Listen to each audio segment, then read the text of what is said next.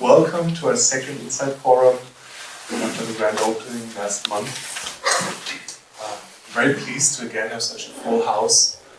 Signals to me that we're doing the right thing. I hope it's not feeling too crowded. I hope everyone can be more or less comfortable. And I have one short thing that I want to point out, one more thing about how we'll do the Q&A, and then we'll go right into the presentation. Yeah? So, the Insight Forum was started post-pandemic in a wish to return to something we did before the pandemic, which was hosting lectures, but also out of a wish to create a social movement, maybe less political, perhaps latently, but certainly about collective action. Bewusstseinskultur, culture of consciousness as a philosophical concept, plays a role in there. We're also here to investigate critically its limits and its potentials. It's about connectedness. It's wonderful to connect with all of you here. We'll have a networking space later, as you probably saw. And in such a collaborative, connected environment, we really invite your participation. One small anecdote, after the last Insight Forum, I got an email by someone saying, what you're doing is kind of utopian. Why don't you invite someone to discuss Aldous Huxley's Island? I thought that's a good idea. And this led me to discovering there is a Center for Aldous Huxley Studies here in Germany at the University of Münster. So I haven't reached out to them yet. Our schedule for this year is packed. We're full with at least one event every month until December. Just tech is failing us, so it's not on the website yet. But I want to encourage you guys, if you have suggestions, what you would like to see, maybe next year, come to me, come to my colleague Simon, or who's now sitting very straight that I pointed him out, or to my other colleagues here at mine, and let us know what you would like to see in the Insight Forum. The other thing is, a local mind is another place to connect, get together. So we're building a more informal platform where people interested in consciousness, psychedelics, meditation, integration come together really informally, regularly. I think the next meetup is on March 27th. Yeah, so if you're interested in local mind, you find it on, well, you won't find it on our website just yet. We're getting a new website in 2 weeks, I promise. And you can talk to Inna and Wolfgang, who are both here. And there will be plenty of time for that later. So, enough of that. So our topic today, after discussing Bewusstseinskultur as a philosophical concept, with its limitations, its potentials, its application, its theoretical part, really with a philosophical talk, started last month. Today we're here to discuss Buddhism and how this could play a role in a psychedelic culture of consciousness. Clearly, Buddhism has influenced psychedelic culture in modernity significantly. Nowadays, I think Buddhist imagery, symbolism is ubiquitous almost. You could really speak of an invasion. Hands up, who has a Buddha in their home? Cannot visit friends without seeing one these days, if it's not at home already. So perhaps along with it comes a dilution of the philosophy, the dogma, the psychology, the ethics, the virtues, and the vices in Buddhism. But it was taken seriously, maybe more seriously in the 50s when people started having psychedelic experiences and were looking for frameworks that would explain their extraordinary experiences. And this sometimes very flamboyant, very exotic Far Eastern imagery that Tibetan Buddhism, for example, offered could be very appealing, along with some of the tenets that psychonauts would endorse, such as against consumerism, no materialism, self-reliance. So I think Buddhism offered something very interesting already back then. And as early as 1964, Tim Leary turned the Tibetan Book of the Dead into a manual for psychedelic experiences. This is also, by the way, the first mention of dose-set and setting. The fascination with Buddhism really persisted. More and more people, all groups in society, started becoming Buddhists, were interested in the practice, and organized institutional religion kind of got a foothold, and you would read headlines of abuses of power and other scandals and so on. And maybe it's in the DNA of organized religion, I don't think I can judge, to kind of go against the values of an open modern society. But I'm not the one who can ultimately judge this. But there is a risk, and I believe such imbalances in power, such as in organized religions, kind of give an easy leeway for these lower human impulses. Nevertheless, we can learn from Buddhism. We can see what we can apply in building a secular culture of consciousness. And maybe Buddhism can be a sparring partner for us to see what we don't want. Definitely, I'm sure we'll all take something away tonight. I'm very stoked. I'm excited that we have a specialist, again, an expert speaker here tonight, which is Stefan Lang, who already started with the meditation. Thank you for that, first of all. Maybe a round of applause for the meditation.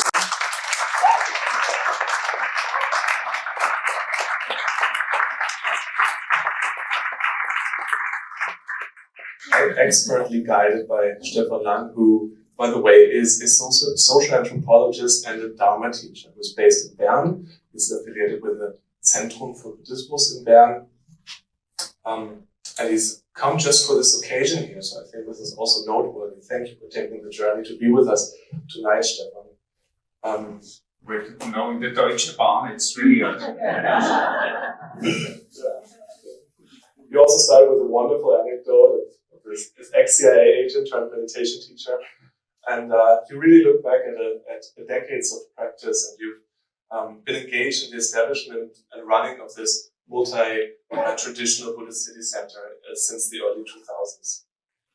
Now, as an authorized Dharma teacher, Stefan regularly leads Vipassana meditation retreats, as well as giving introductory courses to Buddhism and acting as a public speaker. In parallel, Stefan's interest in the application of psychedelics continues to evolve. Thus, he seeks to bridge the fields of interest and is convinced of the great potential for cross-fertilization between them. Now, that's all I want to contribute now. After the talk, there will be plenty of time for Q&A. Please raise your hand when you have questions after the talk, and I'll pass the microphone to you, Stefan. So, finally, without further ado, Stefan, the stage is yours. Welcome. Thank you.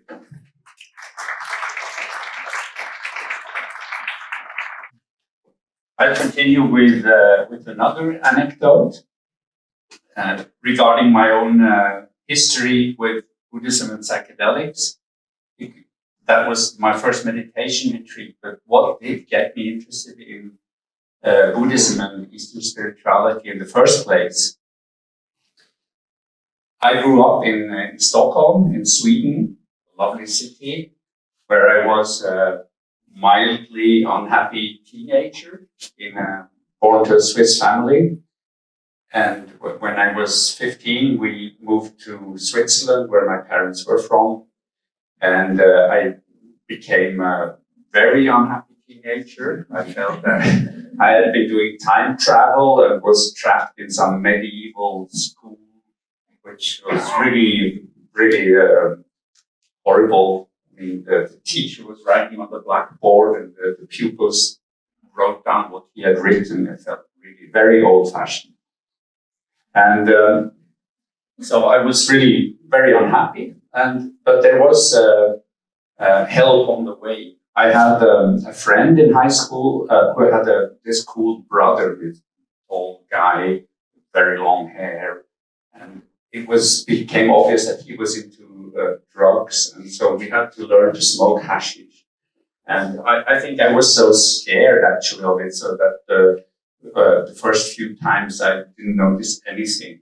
And then eventually I think I loosened up enough to really feel the effect. And that was, I mean, it was just hash, but I felt that was really a psychedelic experience. And I listened to Jimi Hendrix, and I think that was sort of introduced me in a way to that world.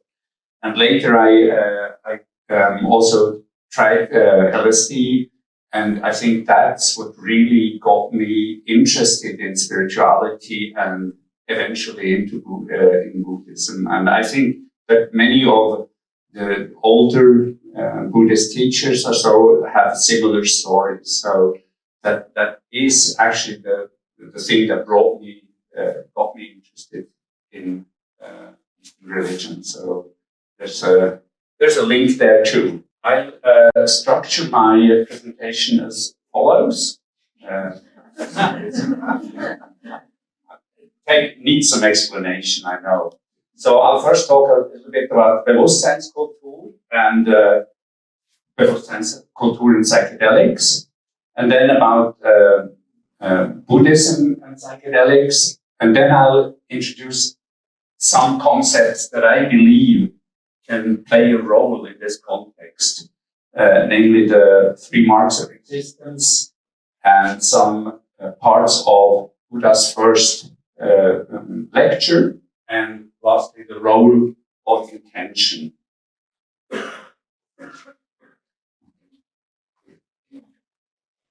You will have, some of you at least, have certainly been introduced to this concept of Bewusstseinskultur, or culture of consciousness. I think I will stay with Bewusstseinskultur because there is hope. The English language has absorbed Zeitgeist and Uber and Schadenfreude, so why not also Bewusstseinskultur? I think it would be better than Schadenfreude. So what Thomas Metzinger, how he defines it, is he says there's 3 parts to Bewusstseinskultur. The first is to take an ethical stance towards one's own mental state. And the second part is to cultivate mental states that one deems valuable.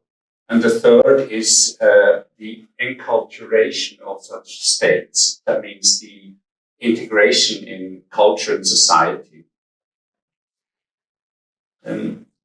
He has recently published a book called The Elephant and the Blind.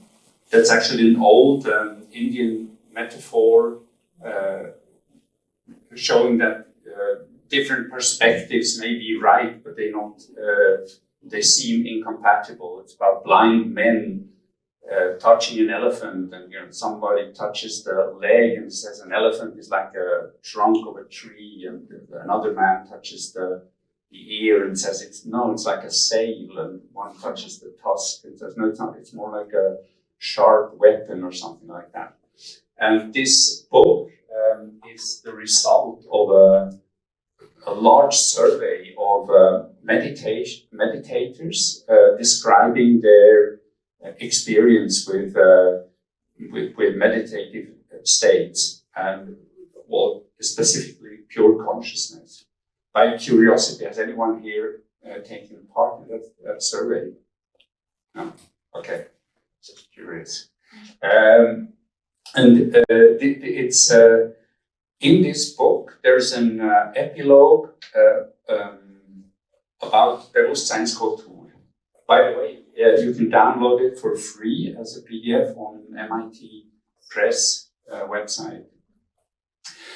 And there he says, quote, developing Bewusstseinskultur can also be viewed as a novel form of applied ethics.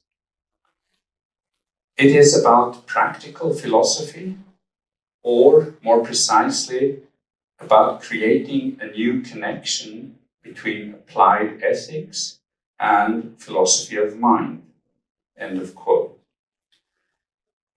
In this quote, I see a parallel to Buddhist practice. Traditionally, it's said that Buddhist practice progresses from the first basis is generosity, and then ethics, and then training of the mind. Dana, Sila, Bhavana, which is interesting because most Westerners, they start with the third one, the training of the mind or meditation. And then maybe you learn about generosity and ethics, but that seems like an add-on, but it's actually the basis. And so there's the Eightfold Path, which is sort of the basic method that's applied in Buddhism. And there, which I'll go into more in detail later, but then you have 3 of those 8 parts deal with ethics. So it's obvious that ethics play a very central role. And I think that's a parallel to this concept of Bewusstseinskultur.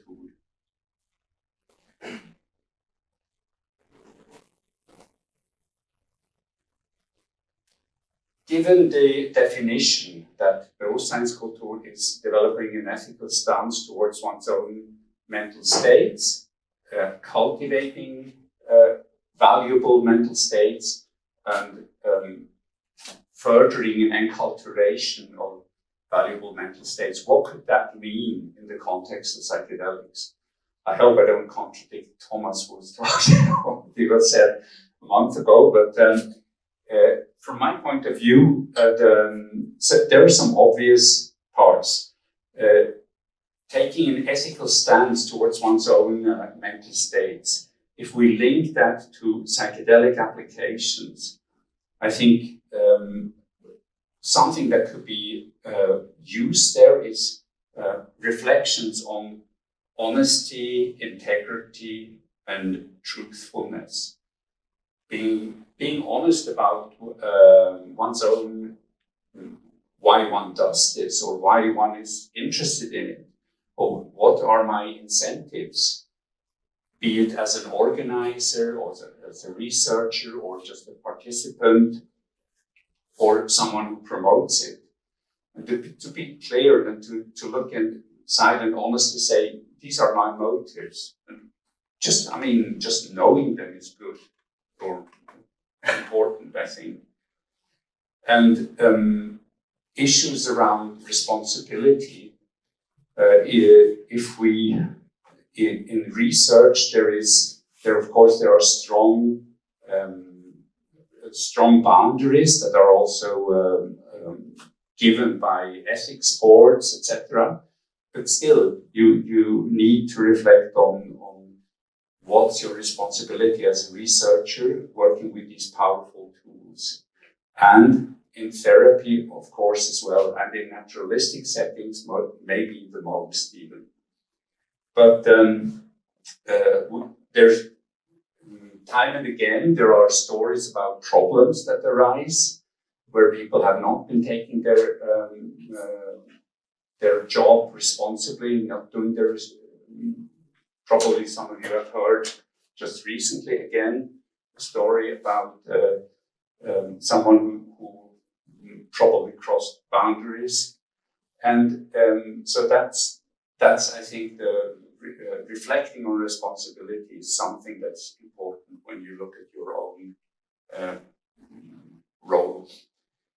It could be also to pay attention to a conscientious preparation of psychedelic experiences, to be that this is not something you do casually, but to be very aware and conscientious about how you go about it, not doing some ill-prepared things. If someone is organizing a group, to properly screen the participants and to see, often there is some kind of screening, but is this enough, or how conscientious am I about screening? Or if I'm a participant in a group, to check what's the motivation of the people who organize it or the facilitator. Is it someone who does it out of a proper interest?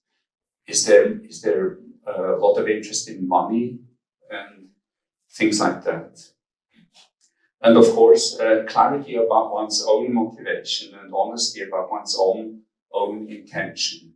And I think it's not about that it has to be in a specific way, but that it's good to know what's driving me. If there's, do I have a wish for healing, or it can be hedonistic, that's okay, but it's good to be aware of what the intention is or what the motivation is.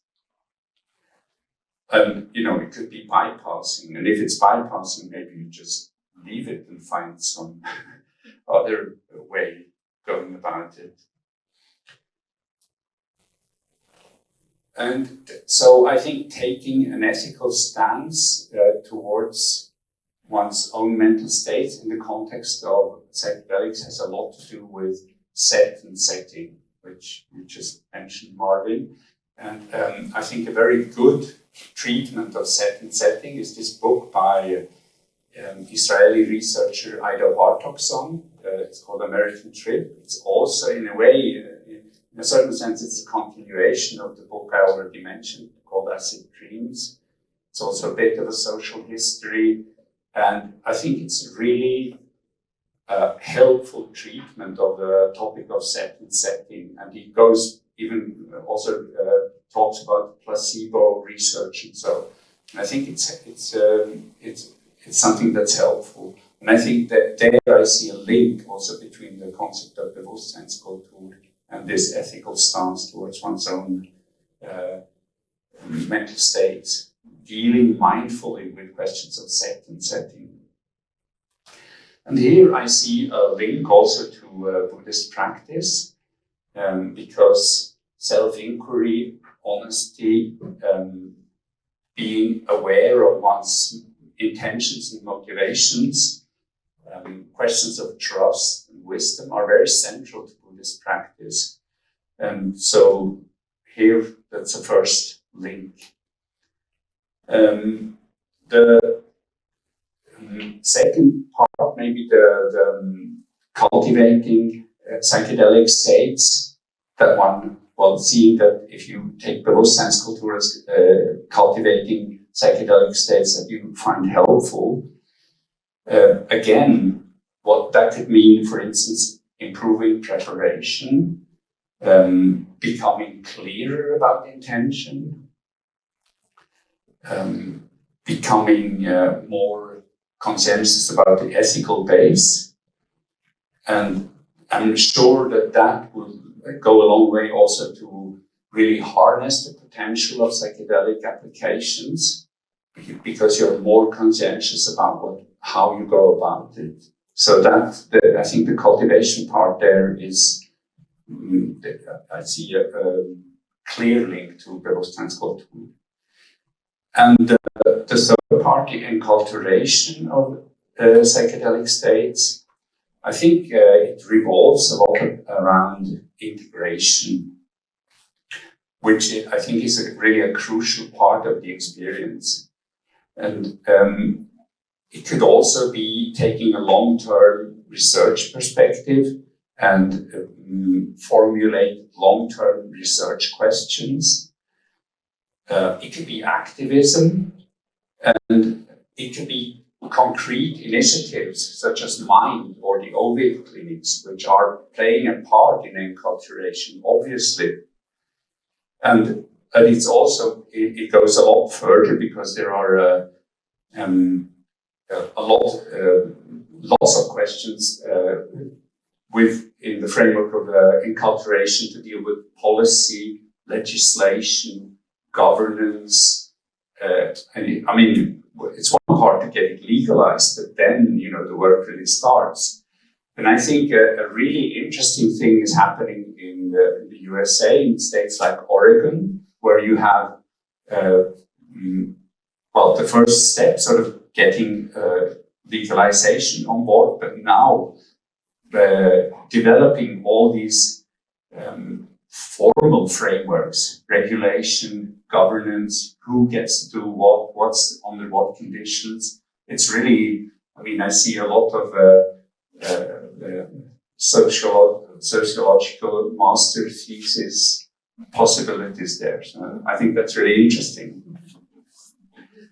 And one example I'd like to show you is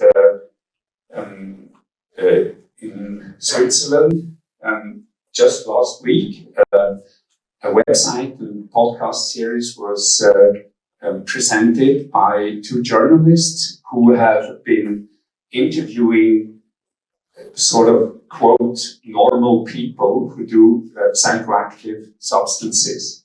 And the goal is to sort of mainstream this and to show that these are, you have the name and the place where they live, their age, and then their profession. And they're like short stories that people share what they do. Mostly it's anonymous or with false names, but it's lawyers, it's doctors, it's teachers, it's software developers, pensioners, lots of different people. And I think that's an interesting initiative, an interesting way of getting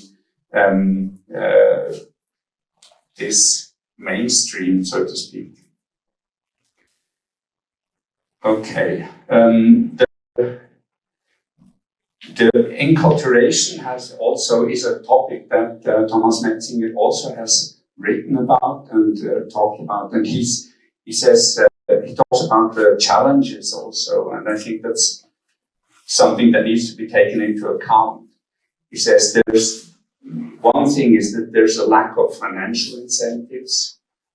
Pharmaceutical companies, for instance, are not really interested in psychedelics. There's a lack of political incentives because the politician you can really only lose. There's only so many votes to be won by pushing for psychedelic mainstreaming, but you're certainly there's a high reputational risk. There's a lack of interest in the general population. I think many of us are in a kind of a bubble. We see this psychedelic renaissance, and there's a huge interest. But still, if you look at what's driving the whole society, it's really very small. I was last year in Denver at the big MAPS conference with like 14,000 attendees. And I was talking to an American friend, and I said, this is great, isn't it?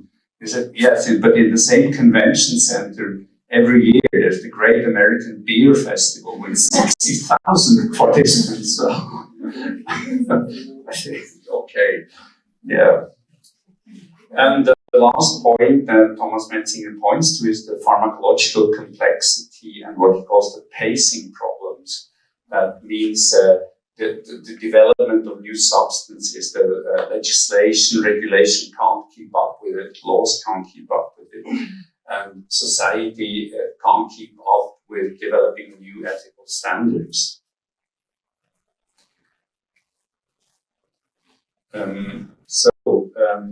To recap, Bewusstseinskultur and psychedelics, something's happened to my presentation. The first thing is to reflect on responsibility, intention, and motivation. And I think that's a lot of this has to do with questions around set and setting. Secondly, if you want to talk about the cultivation, that could mean putting effort into planning, preparation, and ethics. And enculturation, the third part, revolves around questions of policy, governance, legislation, etc. A really big field.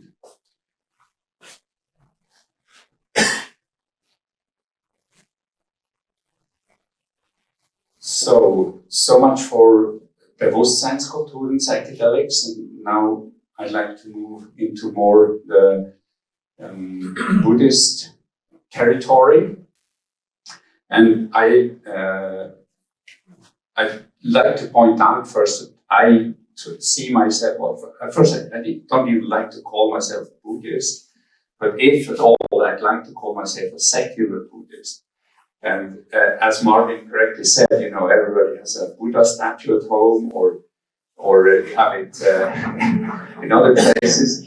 This is the Storchenbäckerei in Bern, and I bought some bread there, and I said, "Is this a Buddhist bakery?" And the salesperson said, "Yes, our boss he does feng shui."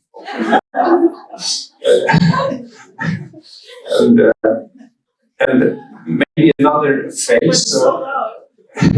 another phase of secular Buddhism is this one. This is the French former scientist and long-term Tibetan monk Mathieu Ricard, to the left with all the EEG stuff, and Richard Davidson, who's known also as a researcher of meditation at the University of Wisconsin.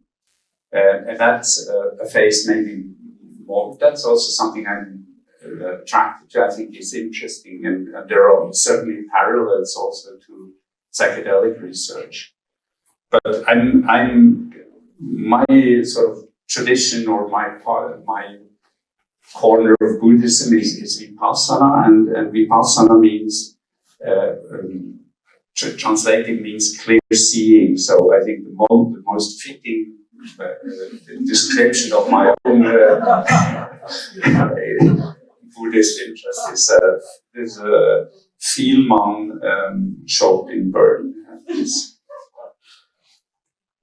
So okay, but I'd say what I mean when I say I talk about secular Buddhism is that I don't want to go into metaphysics a lot, and all the religious stuff. I mean, it's probably inevitable. You might know this quip by the astronomer Edward Harrison. He says, "Hydrogen is a light, odorless gas, which, given enough time, turns into people." So, yeah, I have a very long time frame. And similarly, I think, if the religious founders such as Jesus, Buddha, Muhammad, etc., their epiphanies and their insights, and so, given enough time, they will turn into religion, they will turn into institutions and structures. And institutions always have a tendency to want to maximize self-preservation and growth. And I think, that's just the way it works. And but it's not really, that's not the part that I'm interested in. And especially early Buddhism strikes me as being very pragmatic. And when you read the Pali Canon, the earliest source of Buddhist teachings, it's always following a similar kind of trajectory. It's like the Buddha comes to a village with his followers, and then person X is there and approaches the Buddha with some question, and Buddha gives an answer. The answer is always extremely personal and situational, like Facebook or Instagram does it with us. He's not talking from the vantage point of a kind of a huge metaphysical structure, but he's really just addressing that person. And indeed, when asked about metaphysical questions, there are several instances where Buddha reportedly says, that's not my interest. My interest is how suffering comes to be and how it ends. I'm not talking about how the world came to be, for instance. And I think that's for me, that's very appealing to have this very situational character of the Buddhist teaching and devoid of metaphysics. But I think that it's true to the Buddha's main objective, and that's what I just mentioned. He says, I teach how suffering comes to be and how it ends. And the teachings are a kind of a toolbox which work to that end. And I think that makes it accessible for us. Of course, there are very different forms of Buddhism, but this very basic form is easy. And I think also the secular lens, there's not really anything really important lost in that respect. So the psychedelic Buddha. This is actually, I mean, I put it through a deep dream, but it's actually a Buddha statue in a small Buddhist center outside Yangon in Burma, where, a lineage started of teachers.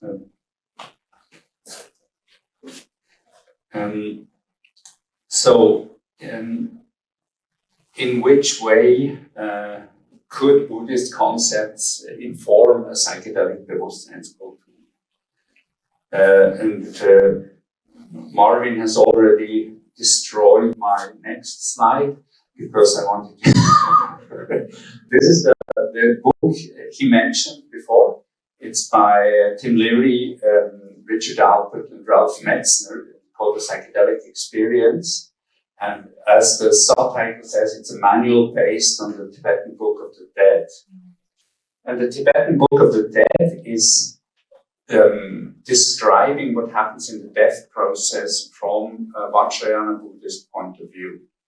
And Leary and Alfred and Metz, they've been doing psychedelics and they were fascinated with it, but they were a bit frustrated because there was no instruction manual. It was sort of, you just did the experience, but it was unclear what it was about really. And Aldous Huxley pointed them to this Tibetan Book of the Dead, and then they sort of reinterpreted that book as a description of what happens in the psychedelic experience. And this, as you said, Marvin, this was published in 1964, so that's 60 years ago. Exactly that the first trials were made to combine Buddhist thought and psychedelics.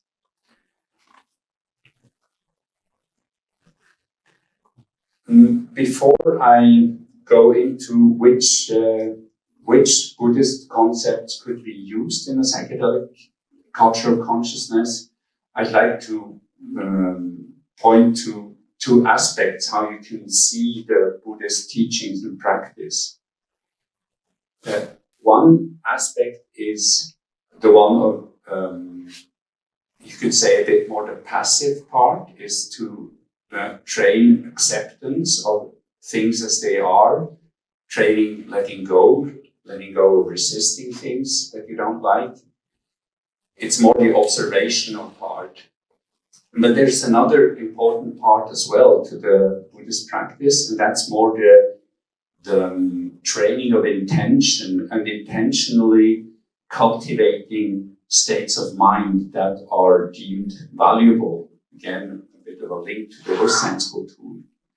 And I think it's helpful to see these two aspects of the teaching. I'll come back to it a bit more later, but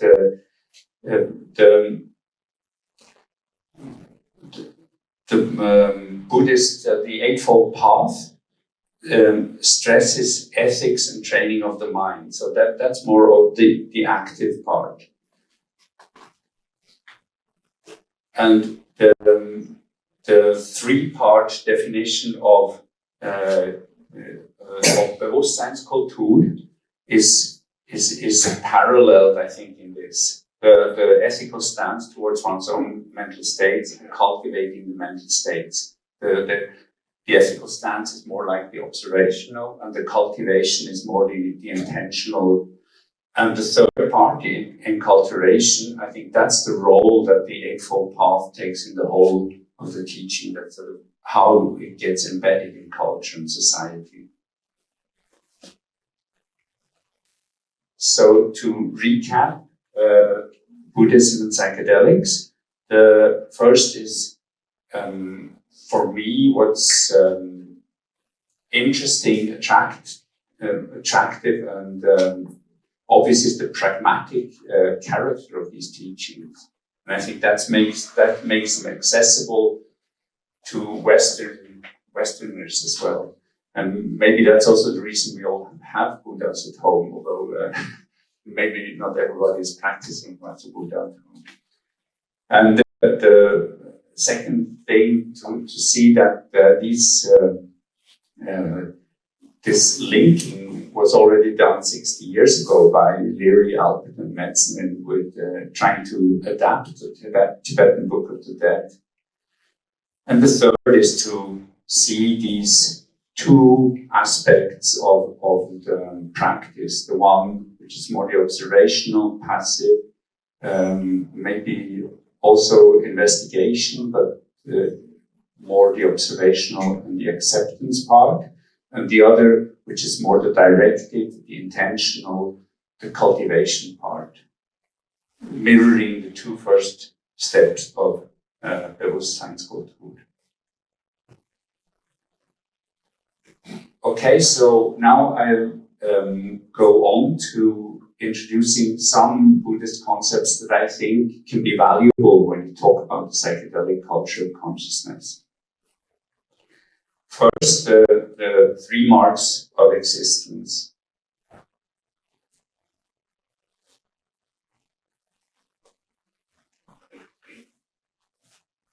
The three marks of existence are more on the part of the acceptance, observation, seeing how things are, not so much on the cultivation side. And the first of these so-called three marks of existence is impermanence. It's said that existence is characterized by impermanence. There are no things that are permanent. Everything is subject to decay, to vanishing. Everything, if it's material or immaterial, is ephemeral or evanescent. It's subject to change. And I think that obviously goes well with psychedelic experiences, which I think change is a hallmark of psychedelic experiences. And you can have very differing experiences within a short time frame with psychedelics. The subjective experience can be totally different from one moment to the other. And what's certainly helpful here is to have an intention of going with the flow, to accept things as they are as best you can. And if you can train that beforehand, if you can have the intention to say, okay, I will just try to go with whatever happens, I think that's a good preparation. And it's certainly not always possible, but I think it's helpful maybe to contemplate that beforehand. Say, okay, the most helpful thing is to trust the process and try to go with it and not resist it. And to know that manifestations of consciousness, they come independently of my will. So the first mark of existence or characteristic of existence, impermanence. The second one is the Buddhist term is dukkha. It's traditionally translated as suffering. That's what giving the Buddhists a bad reputation. They're all gloomy, nihilistic, suffering. That's all they talk about, suffering all the time. But it's actually a bit broader than that. Term. It's what's traditionally given as sort of existential suffering is the aging, sickness, and death, and that no one can escape that. There are still some people who try, but so far unsuccessfully, and that's sort of the existential part of suffering. But it's also meant in a broader way that you can say. Our life is full of situations where we don't get what we want, but we get what we don't want. And that may not be such a big deal always, but this nagging little unsatisfactoriness, that's also dukkha. It may not be something that, has us run away screaming, but these little things that don't work as we wish. And that just make life just a tad unsatisfactory. And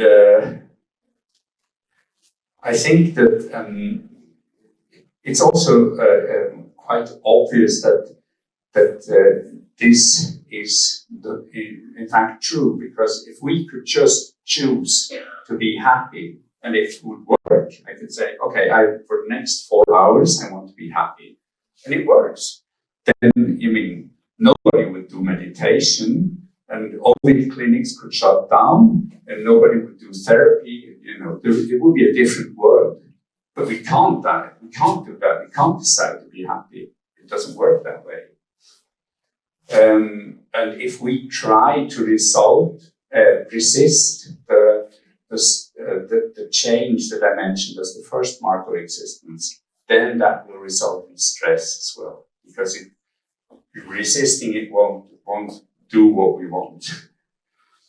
And in psychedelic experiences, I think often it happens that people are confronted with painful, emotional, or cognitive content, which is difficult to deal with, and trying to hold on to nice experiences or trying to reject unnice experiences isn't working, and the frustration that brings, I think, is obvious. And if you can contemplate that beforehand, I think that will be of help to see that this is not something wrong. This is how it works. So impermanence and unsatisfactoriness, and the third mark of existence is called not self or anatta. And that means that there is no enduring, self-sufficient core to us or to our existence. It's also called emptiness. Emptiness meaning that there is no core that is us. But it's actually what we experience is just coming together of manifestations that are impersonal in a matrix of interdependence. And Vietnamese Zen master Thich Nhat Hanh, who died of interconnection, like Thich Nhat Hanh says. And that in itself is not the problem. The problem is when we identify with experience. So I have an experience, and I say that's me or myself. And that's why in Buddhist retreats, you're often told to just try not, instead of saying I am tired or I am angry, to say tiredness is manifesting right now, and tiredness feels this way. It manifests maybe mentally in a certain way, maybe bodily in a certain way, but it will go away again. It will just change. And similarly with all other experiences as well. And to try and see this as just something that manifests without, we can't do much really to influence this, but also to see this is not us, this is what's manifesting at the moment. And again, I think that's helpful to contemplate beforehand and to see also in especially, of course, in a challenging psychedelic experience, to see this, okay, this is what it is right now, but doesn't mean that's me. And to follow this advice from Buddha to disidentify and let go of experience. And what's helpful here also, I think, is to develop an attitude of curiosity and interest. The sort of knee-jerk reaction is, if it's unpleasant, I want it to go away. I don't want to look at it. And in Buddhist meditation training, entice us to look at it and try and see it more clearly and see what is it really, and it might have different facets that we don't see if we just push it away. And if we can, and that's certainly something that can be applied in psychedelic experiences as well, to develop an interest even in difficult situations. So you could say observe and connect with the experience, but don't reject it. You can stay curious. Okay, so the 3 marks of existence is impermanence, unsatisfactoriness, and not self. Okay, so the next part I go into is the first lecture by Buddha, according to legend, where he talks about he makes 4 statements and 4 tasks to each statement. And the first I've already mentioned. This is that existence is suffering is a mark of existence. And there, as I said, right now, the task is to get to know this and to investigate. And the second statement is that the reason for this suffering is that craving, he uses the term thirst, the craving for things to be other than they are.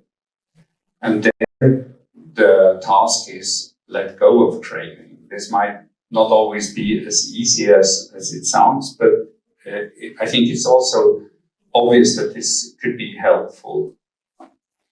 And neither rejecting nor trying to take in a specific experience, and to let go of craving. And the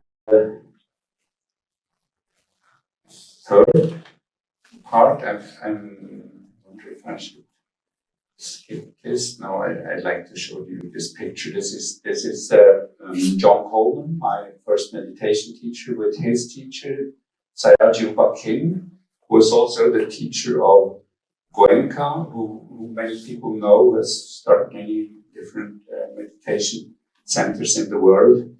And John Coleman talked about this experience in a quote, which I think is nice and puts it into perspective.